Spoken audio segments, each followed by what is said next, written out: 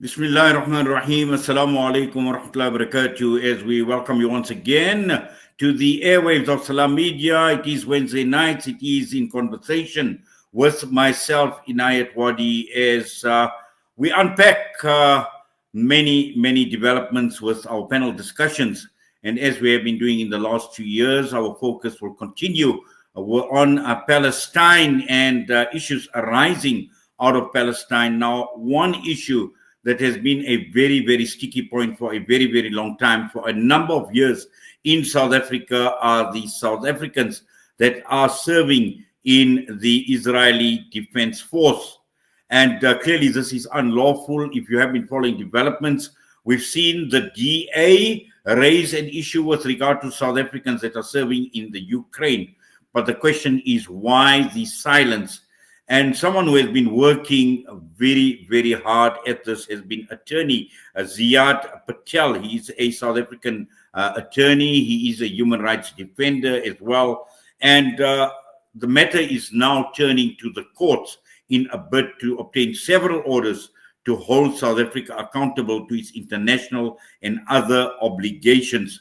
And joining Ziad Patel this evening is Saifuddin Bester, who is an applicant on the case as well. So we are going to welcome both our guests, Saifuddin Bester, Palestine activist, and also human rights activist, attorney Ziad Patel, right now. So as we wait for them on the screen, just to give you a bit of a background as well, that the matter has been sitting with the NPA for a very long time. We have learned about files that have been basically gathering dust at the offices of the National Prosecution Authority, and this has become a big issue. We've seen over and over a number of South Africans who have actually joined the IDF. We've seen them on social media.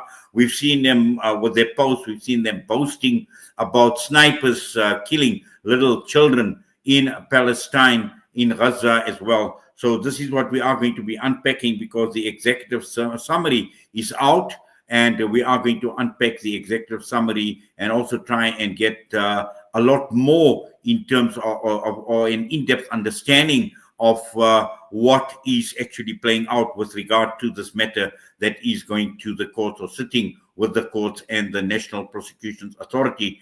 And with that, we're going to welcome both our guests, Ziad Patel and also Saifuddin Bester, to the show. To both of you, Attorney Ziad Patel, Assalamu alaikum wa rahmatullahi wa barakatuh. Welcome to the show.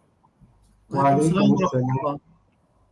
alaikum assalam, Inayat, and shukran jazeelan for having me on your show. Yes, Amin. And also to you, Saifuddin, Assalamu alaikum. We do appreciate you taking time out as well. Wa alaikum assalam wa rahmatullahi wa barakatuh. Shukran for having us.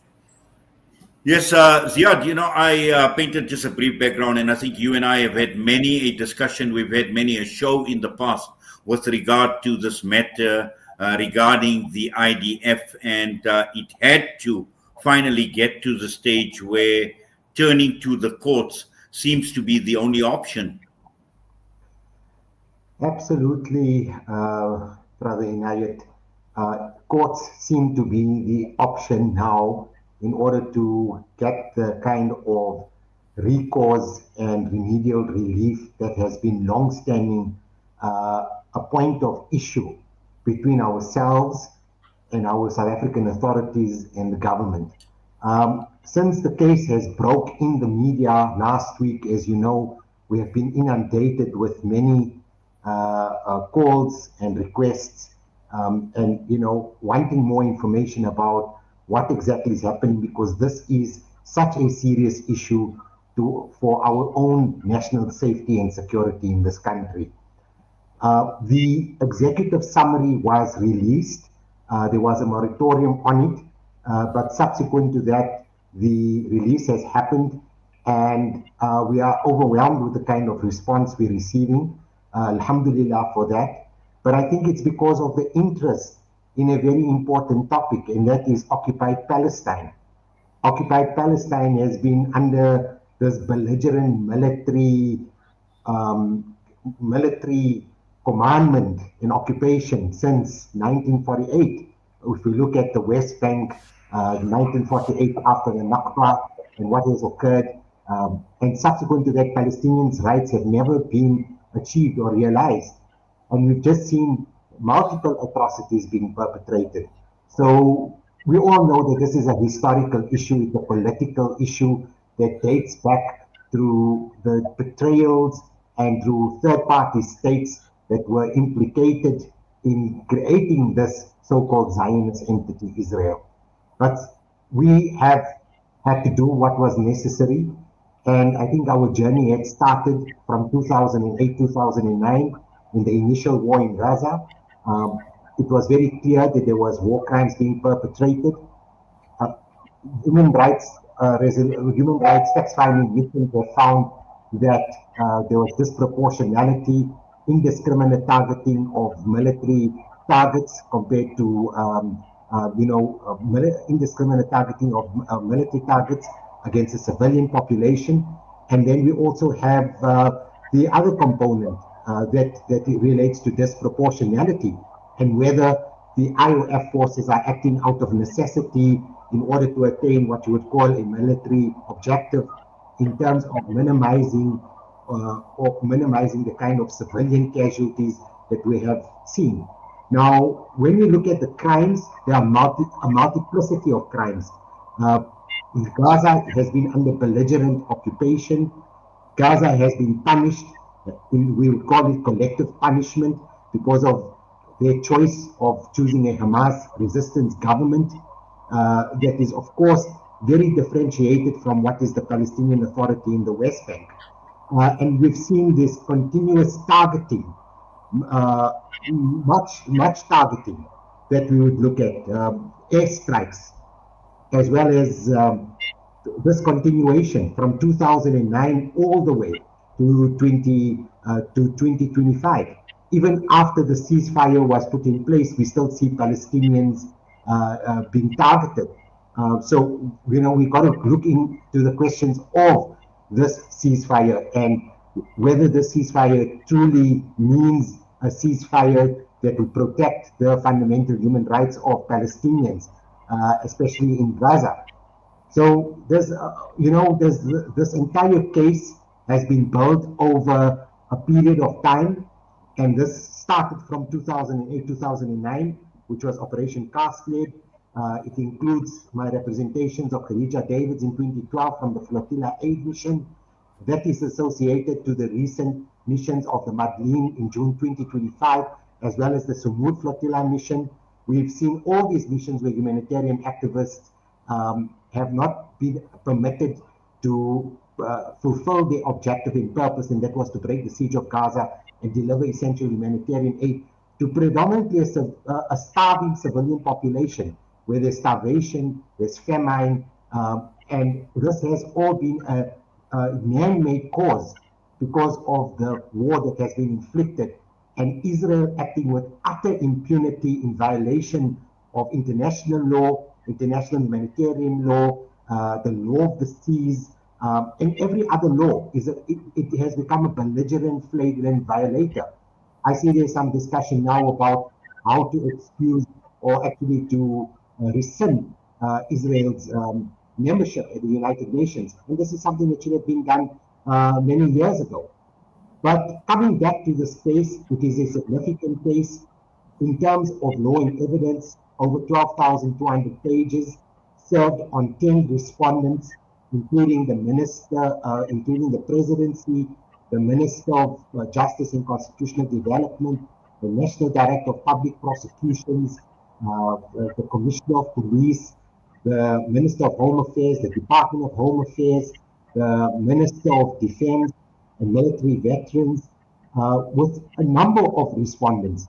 And the reason these respondents have been collated into one criminal dossier that we've asked now the court to bring us some kind of relief is related to this kind of performative action that we are seeing by our state authorities.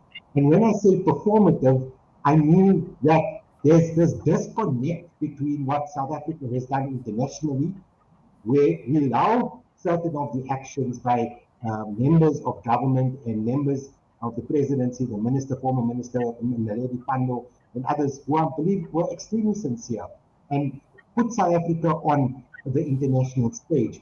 And I can tell you that even from my travels overseas into the Middle East, this is widely received and receptive and acknowledged of South Africa's efforts, given the kind of betrayals that we have seen from surrounding Middle Eastern states. So this betrayal is has not been. It's viewed that South Africa has done something constructive, and South Africa went ahead. It made a referral to the International Criminal Court in November 2023.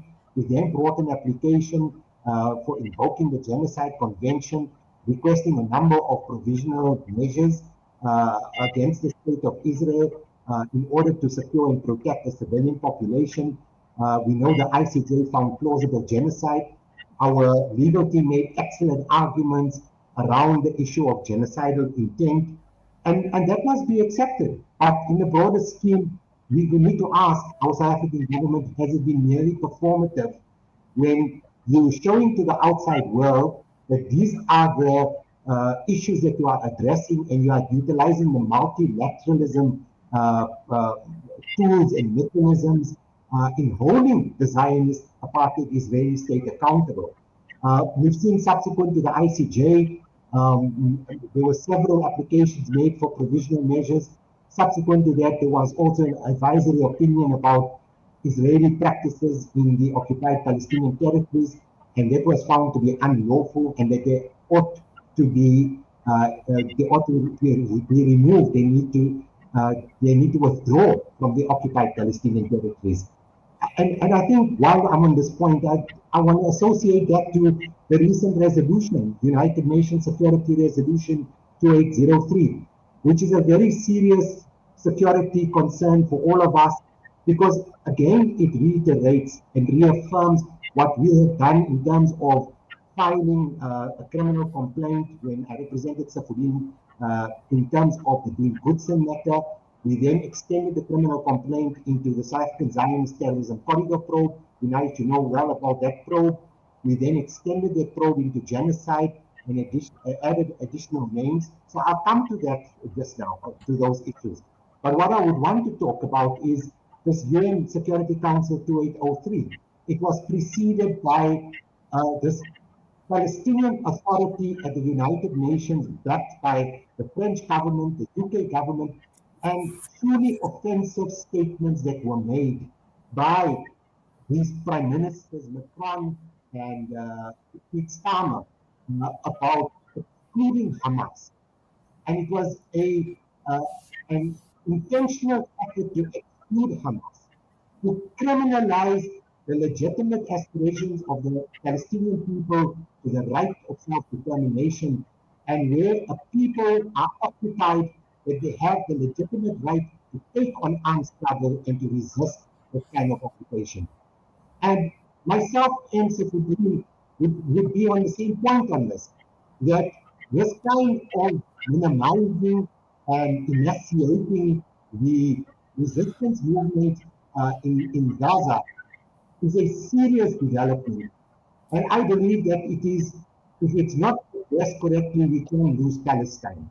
The concept of Palestine, the concept of resistance, the concept of a people's right to realizing their fundamental human rights to a state, a contiguous or a whole state. In fact, we are now at the point of a one-state Palestinian solution, because there's no right for a Zionist entity to exist in any form or the other. In fact, that opportunity was provided to them. In 1967, there was the delineated borders.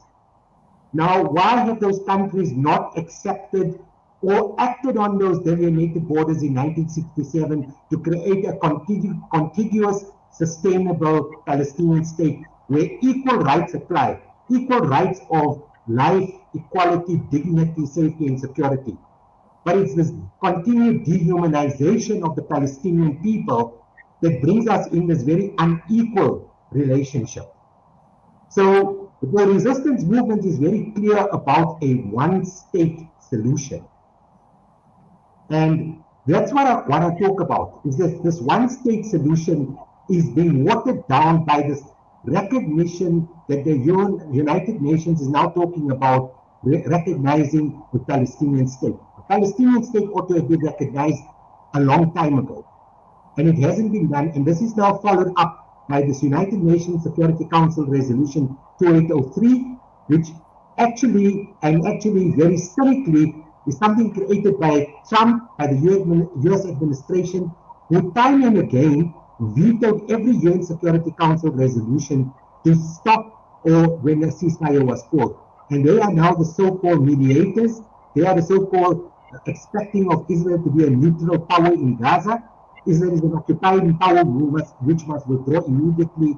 Francisca Albanese made very strong points in relation to this. And then you're talking about an international security force. But all of this is aimed at actually stripping down, minimizing, and emaciating the right to self-determination. I don't know if you want to come in here, Inayat, or Yes, you want to... Ziad, I'd like to bring Saifuddin into the discussion. Obviously, you've unpacked so much already, and there's a lot further discussion that obviously will emanate from what you've just said.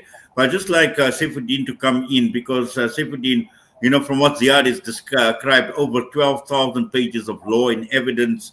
And for someone like yourself as the applicant, and when one looks at the list of respondents that Ziad has spoken about, from the NPA to the president to the various government departments as well, it is very, very clear that this has been a very sore point. It's been a very, very sticky point.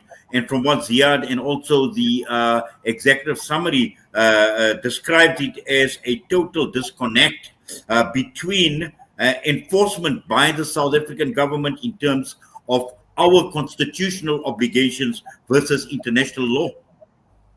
Yes, exactly. Yes, brother Shukran. It's just like you put it there. We are not asking government to pass new legislation and new laws. We are asking them to implement the existing laws, that we are all equal in front of the law, supposed to be. But people are being arrested for allegedly recruiting for the Russian war in Ukraine. And when suspected people are arrested and taken off planes because they want to join ISIS, but the Zionists soldiers that are moving in and out of South Africa, South African citizens, there's no accountability to them. They can boast on video and social media how they are killing and bombing, destroying buildings and hospitals, but then they come here as if nothing. As if they are, and which they indeed are, above the law. So this correlation, there's no correlation between the South African case at the ICJ and what the lack of action in this country with our existing laws and our courts. For me and Ziad to have come to this point, this is 11 years and even longer, even since the Gaza docket that Ziad has been busy with. It has been decades that we have reached this point where we said, look, these people, this government is not, its intention is not to prosecute these criminals. And we had to take this very bold, it's a revolutionary step, to be honest. We are literally taking the government to court. And like Ziad said, it's not everybody in government. We are giving strength to those voices within the ruling party and other parties that want to see the government do more in bringing to book this, and to stop this impunity. The goal of these Zionists to commit a genocide. It is a great risk that we take. I mean, Ziad is an attorney and he's a human rights attorney, but he climbed onto this case with me as a applicant, which is also, I think it's unprecedented. I mean, I didn't expect it, but it's great risk. These are killers, trained killers walking amongst us in this country. They are masters at assassination, at murder. Look at the pager attacks in Lebanon. They went to Qatar in a sovereign country and just killed the guests of this country. They went to Iran, killed Ismail Haniya. the leadership, they blow your phone up in your hand, literally. So this is a great risk we are taking, and I think a lot of calculation went into this. Are we going to march to Parliament? Are we going to march to embassies? What we have been doing for decades with no result. There was no result. They took the memorandums, they made promises, and they probably just put it in the bin because nothing came from it. And they forced us, the NPA, the departments that is supposed to implement justice, and they forced us to take them to court. So we are now enemies of the Zionists, and now we are not so favorable with the government because but like I said, not all of them. We have had very positive. The ICJ itself. We have to commend that. It was a great, action by the government. But those voices that pushed for the ICJ in the government, we want to strengthen them and say, look, there is now a High Court application in Pretoria at the High Court. We are going to. They have got some questions to answer. All these departments, they have to answer questions. Why is it that if we are all equal in front of the law, why is it that South African Jews can, without fear of the law, in fact, if maybe they went cowardly under, you could say, okay, there's some, but with impunity, with social media, they in their uniform singing the South African national anthem, by the way, in Gaza, while in the ruins of the Palestinian people. Now, people, we are with our families in this, and people said that, look, this is dangerous. Of course, it's dangerous, but we are at this point. We have seen for more than 2 years, we have seen the slaughter in life with the eye. It's not like in the Second World War where people heard a year afterwards what was done to the Russian people in Leningrad, in Stalingrad. No, we are witnessing this in real time, the slaughter, the genocide, the rape of men, the destruction of hospital, the killing of journalists, of babies. So at this point, fear, it is something I don't care if I should find death, or if death should come looking for me. To also, follow up from what Saifuddin is saying, and when we're talking about this document, it speaks about government silence in the face of grave national violations and violations of national laws. And as Saifuddin has mentioned, here you have a group of people acting with total disregard of the law, brazen, operating openly as well, and with total impunity. And this whole probe, again, talks about strong evidence that has been submitted, particularly when one talks about the South African terrorism corridor probe.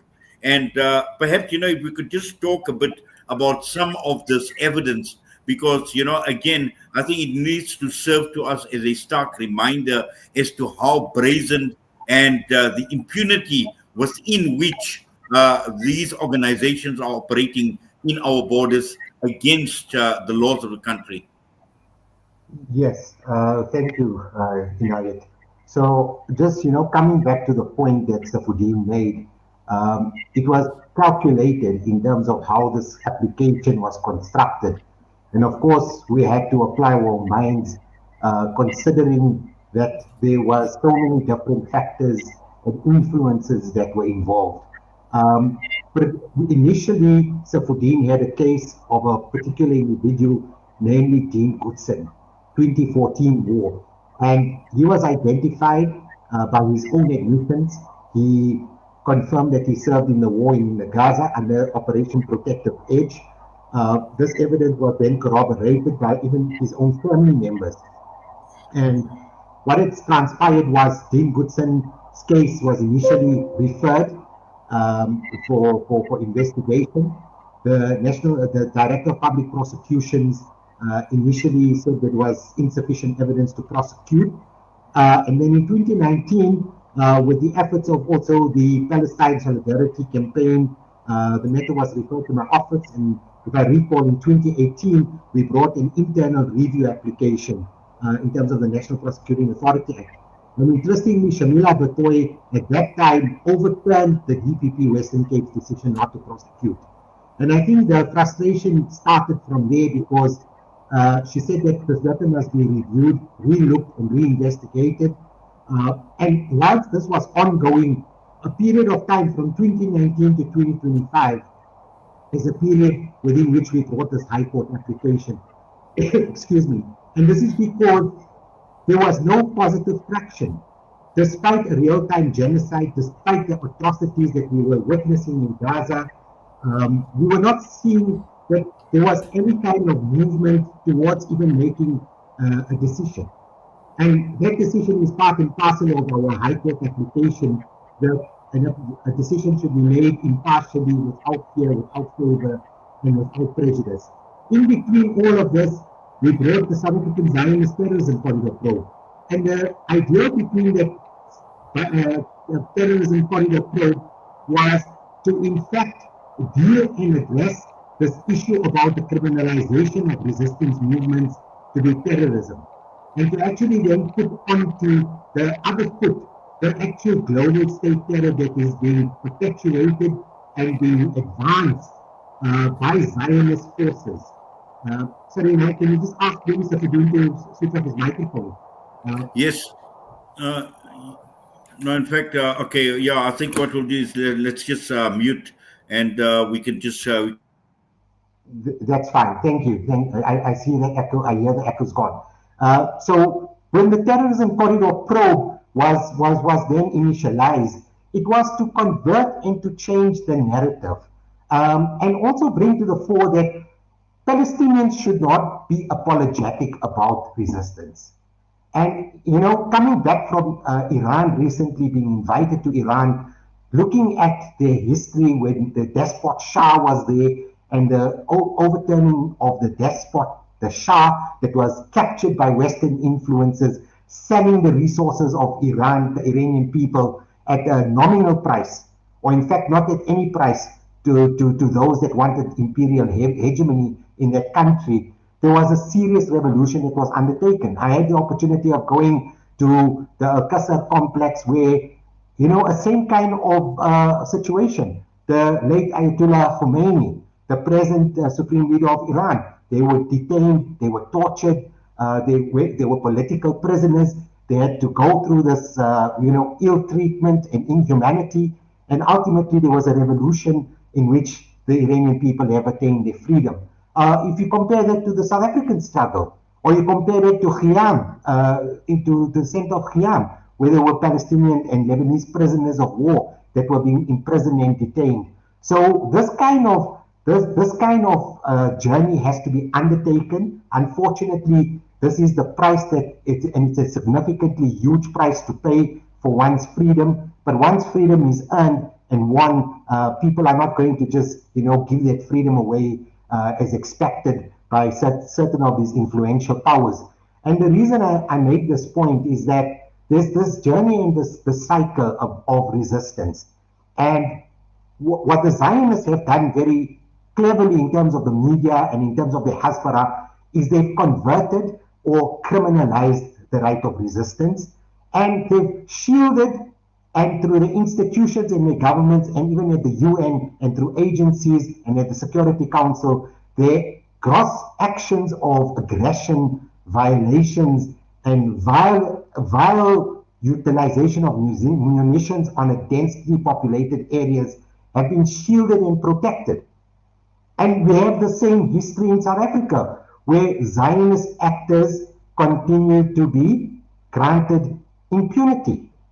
Now, we have actors and Zionist IDF soldiers that are from various schools. They are being influenced through their young ages, and I call them impressionable Jewish youth, that by the time they're 17 and 18, they want to make aliyah to Israel. They want to go study in Israel. They want to retain their South African citizenship, but they want Israeli nationality. And once they travel there, what happens is they promised bursaries, going to university, accommodation. We also have a former DERCO official. I'm not sure if she's still with DERCO. And she's identified and listed in our executive summary for actually communicating with these people and trying to provide them furniture and accommodation and even repatriation flights. I think it was during the time of COVID. So all this kind of support structure is coming from our own government, but completely oblivious of the situation that these individuals, these young Jewish youth, are going there to serve. They are committing atrocities, they're committing horrendous crimes. And this was a question that was discussed last night, is that even these youth, can they come back and live normal lives? And do their families expect them to come back and live normal, healthy, mentally healthy lives after the kind of perpetration of crimes that they have committed in this kind of dehumanization that has been continuing through our schools and our system and is being protected by our authorities and our government by the failure to intervene? And imagine this, Inayat, these individuals will come back to South Africa. They are highly trained. There's Aaron Bayek. He's trained as a paratrooper in an elite unit called the Al Refrain Unit. Yunus Tarawi, a Palestinian journalist, identified this unit from Al Tarwa district in central Gaza, where targeting of civilians started at Al Quds hospital. They were geolocated to be moving down to southern Gaza, to Khan Yunis, to Al Nasser hospital, where these targets continued. And it was clearly then an identification of the kind of power and authority they were given to target anybody that fell within a particular profile. Now, Gaza is a densely populated area under a combat conflict at the moment. There are civilians walking around as well, and they don't know that there's a unit operating in the vicinity.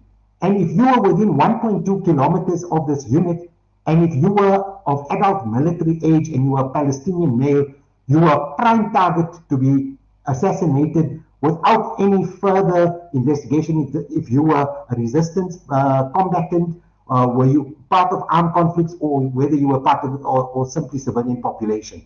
And then this was identified to be happening at these hospitals, where each team was responsible for 5 kills. So 20 members responsible for 5 kills equals to 100 Palestinians just by this particular unit. Yunus al-Tarawi made an extremely important, did extremely important work and excellent journalism in my view. And this was exposed in News 24 when Aaron Bayek, I believe he was in the country, he was exposed. I spoke about it, I was interviewed about it. And then we also have IDF soldiers, IOF soldiers from Israel that are Israeli citizens, so-called Israeli citizens, because we need to understand if Israel acts as a state or it's an illegitimate Zionist entity, but nevertheless, they enter and they come into South Africa and they go to Cape Town and they vacation and they go to basically what I would say socialize and, recover from the criminal conduct that they've perpetrated in Gaza. And this continues to be shielded by our own authorities. There's a person by the name of Arik Maslawi as well as Urishay Haddad, and they're both listed in our executive summary. What we've also done is we've described the number of individuals we've identified from Dean Samuel Goodson in 2014, whom we are adamant that he has violated the Regulation of Foreign Military Assistance Act, and this is confirmed by correspondence and records between my office and the National Director of Public Prosecutions, including the DPP of the Western Cape at the time, where it was confirmed that this particular individual did not apply for any authorization in terms of the Regulation of Foreign Military Assistance Act to go and serve or render service in a foreign military. We had a discussion about this recently in relation to those that were found in Ukraine as mercenaries, and I referenced certain sections of the RFMA, which I'm not going to do today, but there was a clear prohibition on mercenary activity in the Regulation of Foreign Military Assistance Act. And in terms of one going to serve, whether it's aliyah or as a lone soldier, if you're retaining your citizenship, you ought to apply to, in terms of the Act for authorization, to the National Conventional Arms Control Committee, and in joint consultation and recommendation to the Minister of Defense. The Minister of Defense must then make a decision. Now, what's very interesting that emanated from last night's discussion, listening to one of the parliamentarians, that there's a portfolio committee in relation to the National Conventional Arms Control Committee, and this portfolio committee in Parliament is struggling to get reports or quarterly reports out of this committee. And when there's questions being asked about presenting yourself to Parliament, in fact, they're all overseas and they're not available. So we need to apply the necessary pressure to ensure that this NCAC actually goes to Parliament and responds to these allegations of why are you allowing, or why is it a fact that, in fact, that I will come to this point, is that there's no applications ever been made to the NCAC. And this is quite horrendous and very questioning about the application of our laws and upholding the rule of law, apart from our international obligations that we're purporting to state we should be complying with because we are a constitutional democratic state. I just want to make reference to this. The National Conventional Arms Control Committee confirmed no such authorizations were granted to South Africans serving in the IDF between the period 2006 emanating from Israel's war in Lebanon to its present wars and military operation in Gaza since 2023 and in the broader Middle East region. And the result of the report came out with no recommendations by the National Conventional Arms Control in terms of Section 2 of the National Arms Control Act. No decisions were or have been made by the Minister of Defense in terms of Section 4, subsection 3 and 5.3 and 5.1 of the RFMA. No copies of extracts from the register of authorizations made by the Minister of Defense in terms of Section 4, 5 and 6 of the RFMA. No copies of quarterly reports in terms of Section 6.2 of the Foreign Military Assistance Act. And that is the findings in terms of a prior application that was made that very specifically stipulates that there's no quarterly reports for even the Parliamentary Portfolio Committee in relation to National Conventional and Arms Control has adjudicated or considered. I also want to add to that some very disturbing information emanated from last night as well, that there's particular arms companies of Denel, if Safudin can recall the name, that is actually selling arms. In fact, not only coal is being supplied from Richards Bay and other bays of our ports, but our coal is leaving through permeable borders. Our nationals and citizens are entering and leaving through permeable borders. And our arms that we are manufacturing here are leaving through permeable borders, whereby there's allegations, and including to those allegations, there are actually admissions being made that there's no indication of where those arms eventually lead or where do they end up.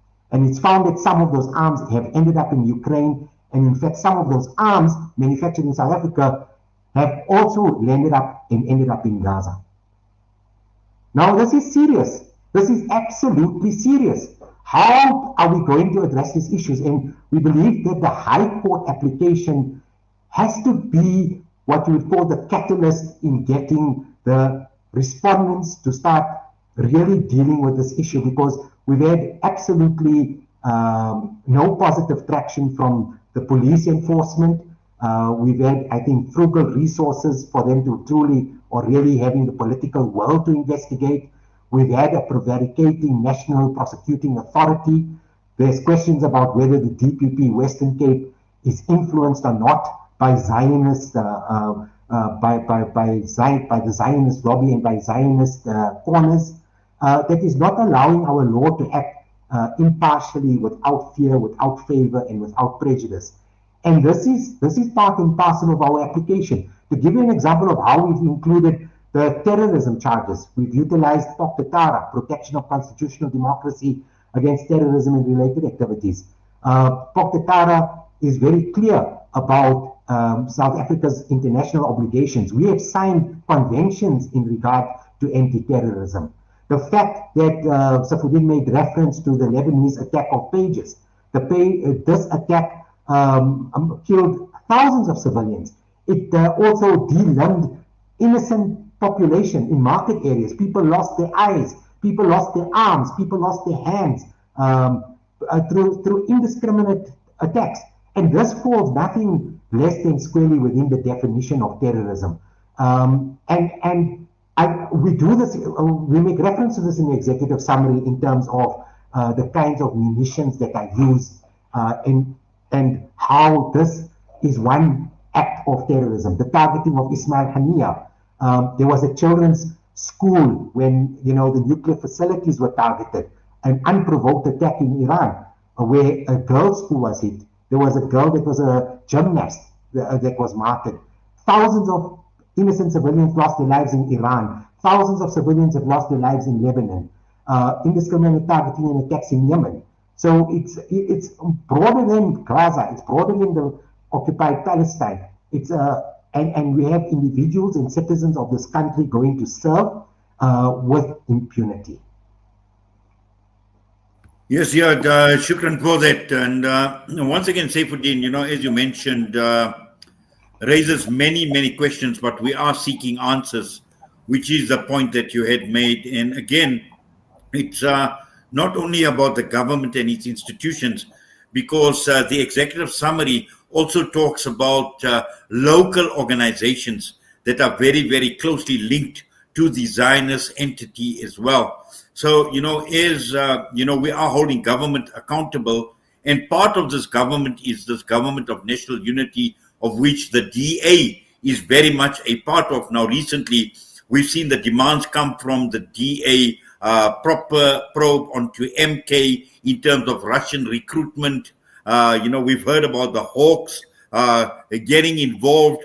All these things are now starting to play out. Yet, again, as Yad mentioned, going back years and years and years, and nothing is obviously materializing at this point in time. And this is the reason why this High Court application, just looking at it from your side as an applicant and the urgency of the matter, that the government needs to address now that this matter has reached the High Court. Yes, brother, we have an opportunity now. For those who follow what is happening, the war has never stopped, even the so-called ceasefire. The attacks on Gaza, news just in is that there will be a huge attack tonight because the Mujahideen that was beleaguered, besieged in the tunnels in Rafah, they came out and they chose to fight and they killed a number of Israeli soldiers, and it's going to continue. Israel is also attacking Lebanon, standing ready to invade Lebanon. So now we have an opportunity, because as the Israeli chief of the Israeli army just told us days ago, that the Israeli army is having a crisis like never before, a manpower crisis, and they are trying to recruit because the Zionist soldiers, they're refusing to be recruited. Those who are serving have put in the request, thousands of them, to leave the army. So they have a problem of sustaining this army to continue the relentless wars that they are planning. So we have an opportunity, and we appeal to our government. We are in the 11th hour. We need them to become, to take this seriously. We need to cut off and exacerbate the manpower problem that the Israeli army have, so they will not be able to launch these future wars, not very close, very near future wars. They want to launch. We need to revive internationalism that we had in the 70s and the 80s. We need that internationalism. As Islamic, TV station, we want to ask the people, also the Muslims, that our fight and the fight that in the Venezuela is being threatened with war now. Why? Because of the gold and the oil, and they are selling us the same lie of the weapons of mass destruction lie. They are selling it to us now with a drug and narcotic lie in Venezuela. So what are they going to do with the oil and the money and the gold that they're going to steal from Venezuela? They're going to use it to make bombs, send it to Israel, and bomb us further, because they have suffered in this war. They have caused great destruction, but the Israeli army itself has suffered. They have a problem. America supplies them with a bridge from America with unlimited cluster bombs and weapons of mass destruction. So it is our duty now to pressure the government to implement our laws, cut off this artery from South Africa of these young Jewish citizens. Look, any young man who is a adolescent, you promise him a gun to shoot. His mind is inclined to that. So they are using the gullibility of these young men and women. And we need to stop that. And we also want to set an example to the rest of the world in their countries, the Palestinian activists in your countries. Look at your laws, look at what laws you have and how you can initiate litigation against these your citizens who are going to do genocide in occupied Palestine. How can you get the government, if you have reached that point and you are convinced, like I'm convinced, that our government is complicit in this, turning a blind eye and not implementing, it's complicit and you encouraging and abating this genocide indirectly. So look at we want to spread this so we can cut off the arteries to the genocidal Israeli army, and we can bring a halt to this madness, because it is just, never before. This is Islamic radio station, so I'll mention this. I'm not saying that if you see something with your eye that you have to change it with your hand, and if you can't do that, you must speak out against it. And if you can't do that, you must at least make dua. What excuse do we have on the day of Qiyamah? Because we see in real time the genocide with our eyes. Wallah, I say, in the Second World War, even the Vietnam War, which was a war that was the media was with it, nobody saw it in real time, a genocide. They kill in real time. We see buildings collapse full of civilians, collapse completely within real time. There is no excuse in front of Allah on the day of Qiyamah, and we need to revive internationalism. Right? We should see the flags of the Bolivarian Revolution of Venezuela next to the Palestinian flag, because this is one enemy. They're not killing the Palestinians because they are Muslim. No, they're not killing the Venezuelans because they are Catholic. They are killing because nobody must be free. The Palestinians chose to be free. The Venezuelan people chose to be free, and they cannot accept that. America and Israel cannot accept this, and they will bomb until people submit. But the Palestinian people are strong. They will not submit. I can assure the people of Lebanon, the people of Yemen, the people of the resistance, they will not submit, and they will stand and they will fight. What we can do here is that as South Africa, the whole world, you can ask here, the whole world's eyes on us. If we do something, they follow. They follow this. South Africans did a high court application. They took their government to court. They will do it with them. They will try there, because they see us. We come from apartheid. We have lived under apartheid. We identify apartheid. We see what they are doing is far worse than apartheid. So we sort of are being seen as setting the bar. And we have set the bar now to the point where we are taking the government, 10 departments of government, including the office of the presidency, the president, to the High Court. They have to answer in the High Court. This is bold. It is really bold. And I think time is not on our side. We have to stop this because this madness can get a whole lot madder for what they have planned. They have planned to attacking Iran. They plan to launch a full-scale war in Lebanon. They have told Iraq that if you're going to interject and try to help them, we will flatten Iraq. This is how bold they are. They have such impunity, and they get political cover in the United Nations from the American veto, that they can do this with impunity. Our government, and my last point I want to say, I don't know the level of influence of the Zionist lobby on our government. We know in America, APEC, we know how each senator has a handler. We know how much money is received by this APEC body and the Zionist lobby. We don't know here. But what we see in the result, the impunity that they do, there is definitely a link, and we need to break it. And we need to get them to answer in court. Why is it that the Zionist Jews in this country can literally get away with murder? They need to answer that question, you know. And if you remember, and I'm against ISIS and and this ideology, but when people were suspected of getting on a plane to go and join ISIS, remember, they didn't go and fight ISIS. They were just on a plane with suspicion. The Hawks was there to take them off the planes, to remove the people. And the same Hawks are telling us now we don't have evidence, despite all the evidence we give them.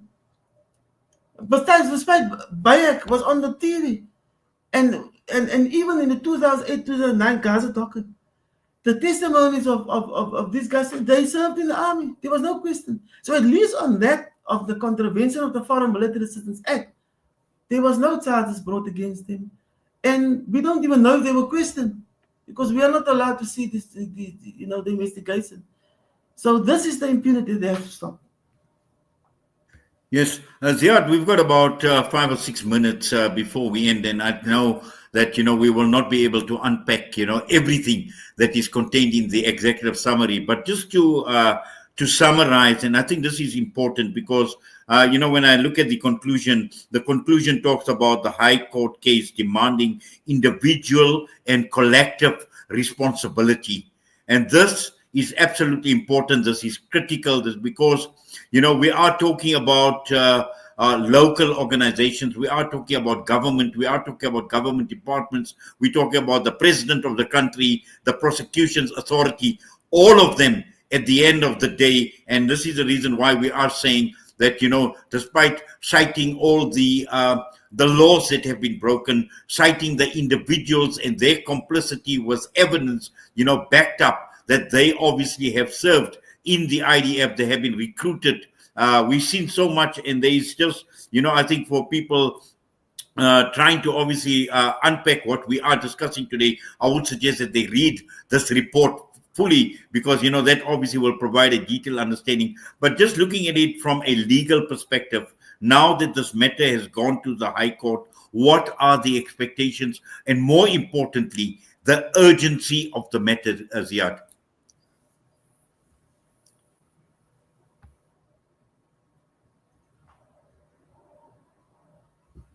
Ziad, if you could unmute your mic, please. Yes, okay. Can you hear me now? So, I'm glad that you made reference to the concluding remarks in the executive summary, and that is about individual and collective responsibility. We recently were honored with an amazing guest, Francisca Albanese. And Inayat, I know that you were following her very closely, interviews and so forth. And she made she released a report in South Africa. And this report was in relation to this collective crime she speaks about, sustained by the complicity of influential third states that have enabled long-standing systemic violations of international law by Israel, framed by colonial narratives that dehumanize Palestinians. This live stream atrocity has been facilitated through third states' direct support, material aid, diplomatic protection, and in some cases, active participation. It has exposed an unprecedented chasm between peoples and their governments, betraying the trust on which global peace and security rest. The world now stands on a knife edge between the collapse of the international rule of law and hope for renewal. Renewal is only possible if complicity is confronted, responsibilities are met, and justice is upheld. I mean, how aptly and appropriately she puts it in a report. And I add to that is this global military-industrial complex that's referenced in the executive summary. it speaks about the political bankers, financiers, and politicians who are benefiting through third-party states, through wars, through the kind of atrocities that we're witnessing in Gaza. And this comes back to what I've done previously and drafted was called the IPSRA Advocacy Bill. I spoke about it at length yesterday as well, about how important an institutionalized campaign is. We need an institutionalized campaign. We can't just rely on the BDS movement. That's one component. We need an institutionalized campaign by government. And in fact, IPSRA was the framing of this High Court application and the relief that was sought. Because the relief that is sought in terms of, dealing with this kind of deterrent measures of complicit Zionist institutions, South African nationals and citizens that go to render unlawful military service, there needs to be a security framework put in place, headed by the presidency, and the presidency with these institutions and government departments need to report back to the court within 2 months of granting the order. So as the application stands currently, all 10 respondents have been served. They are represented by the State Attorney's Office. They filed a notice of intention to oppose, and they've now requested for an extension of time due to respondents wanting to meet and engage on this matter, and they've asked for an extension until the 31st of January or 30th of January in order to file the answering papers. We will then have a good idea as to what is the position that they are undertaking. Are they continuing to this kind of recalcitrant behavior? Are they continuing this kind of obstructionist litigation? Or are they wanting to truly and meaningfully engage in terms of the law and evidence that has been served in order for them to comply with the rule of law, with our national obligations, with our common law principles, as well as our international obligations, and us as South Africans truly standing as an independent country, a sovereign state, emanating out of the anti-apartheid struggle, and proud of our history of respect and adherence and protection to fundamental human rights. So what we are doing is we're placing them on terms. It was important for myself to come on as the second applicant, particularly because of the nature and complexity of the application, as Saifuddin's matter deals with a component on initial criminal complaint, as well as then the overarching international legal framework within which South Africa appears to be only acting performative, but not really executing upon their obligations as they ought to do in terms of law. And Saifuddin's case needed to be backed up with consideration of these factors. I've taken on that, responsibility of taking on this as an applicant as the attorney to indicate the seriousness that this matter needs to be addressed. It's not just, an attorney representing a client. It's about something that has been going on for a decade and more. And we've not seen since the Gaza docket in 2010, we saw some traction in Khadija David's case when Israeli naval commanders would be arrested if they had entered the territory of South Africa. I was very involved in that case in terms of collaboration. It was done with Turkish authorities. And we know that they can do that. And then subsequent to that was this lack of movement and traction when it came to Dean Goodson or complicit Zionist institutions that we refer to, like the Zionist Federation and the Israeli center here, office, which is called Telfed, who is very part and parcel of dealing with the recruitment structure, the aiding, abetting, facilitating of unlawful recruitment into the IDF, the Israeli Center for Cape Town with the Garin Zaba in Israel. We've also put the spotlight on the Jewish National Fund. We know that the Jewish National Fund has been stripped of its charitable status in Canada for findings that its funds have been redirected to the Israeli military. We know that the Jewish National Fund was unauthorized and unlawfully facilitating the expansion of settlements in the West Bank. There was the Lubia village. There was South African Jews that apologized for their contributions, where a village was then turned into greenwashing of an Israeli forest. We see it through the absenteeism laws and the Israel Project, KKL as I would call it, if I have the pronunciation correct, JNF, where funds then go to Israeli settler colonialists that take over and occupy Palestinian homes because Palestinians have been driven out or they have been ethnically cleansed from their homes, and there's every effort made not to allow them to return to their homes. And that's important because I think it's Resolution 197 or 198 that guarantees Palestinians the right of return to their homes. We want the return of Palestinians. Our struggle is for a singular state, a Palestinian state, the right of self-determination by Palestinians, the lawful right of resistance against any form of occupation. We reject UN Security Council Resolution 2803. We reject this notion of a Palestinian state being recognized now under the misconception and misnomer for it only being done in order to strip the resistance of their legitimate rights to armed struggle and for Palestinians to defend themselves. It can never be possible that Trump can be calling the shots in Gaza. It can never be possible that Netanyahu's IDF can be a neutral force or power in Gaza, or there must be control of international security force, or that there can be any confidence and trust placed in the Palestinian Authority for reform before any further rights to a Palestinian state can be determined. As Francisca Albanese has mentioned, and as many international human rights would assert, is that there must be the utter and complete withdrawal of the IDF forces from the Palestinian territories in Gaza, in the West Bank, in the occupied Palestinian territories, and Palestinians have every right of resistance against the belligerent occupier. And our struggle shall continue in terms of this High Court application, despite what challenges may arise from government institutions, the presidency, who may be avoiding their responsibilities or obfuscating this litigation. As questionable human rights activists, as freedom lovers, and as lovers of Palestine, we will continue with every necessary channel of lawful advocacy and struggle until the realization of the dream of a one true and free unitary state of Palestine. Jazakallah khair. Well, Jazakallah khairan to you, Ziad, and also to Saifuddin Beste as well. For both of you, I just wish we had a lot more time, but unfortunately, time is of the essence. But I know, Ziad, you definitely will keep us updated. You will keep you posted on, any further developments. But we do appreciate both of you taking time out this evening with us right here on Salam Media, even if it's just a brief overview as to what this executive summary has been all about. We thank you once again. Allah accept your efforts. Allah reward both of you as well. And Jazakallah once again for your time. Assalamu alaikum wa rahmatullahi wa barakatuh.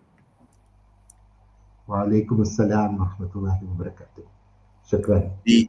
The applicant's attorney, Ziad Patel and Saifuddin Beste with us this evening. With that, we're going to go for a break. We come back. We will be joined by Professor Nidal Sakar. We will be talking about America. We're talking about the Muslim Brotherhood, but also this whole redrawing of the map of the Middle East as a result of the crisis that we are seeing. And I'm sure a lot has got to do with the genocide that is unfolding in Gaza.